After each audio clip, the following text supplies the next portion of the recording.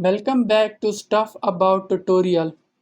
Today we are talking about how to set as active a product in Shopify store.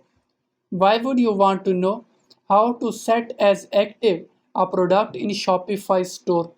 Well, maybe it is your first time using Shopify and not sure how to set as active a product in Shopify store. So today I am going to show you how to set as active a product in Shopify store. Check video description and I will try to leave the written instructions.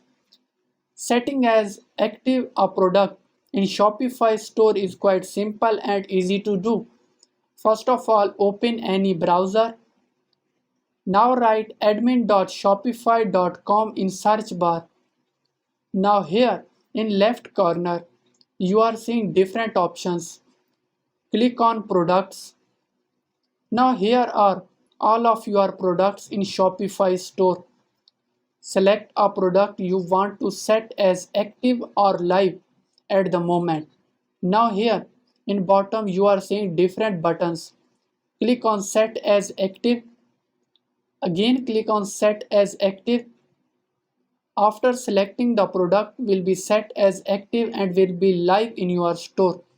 There you go. If you wanted to know how to set as active a product on Shopify store, that is the easiest way I know how.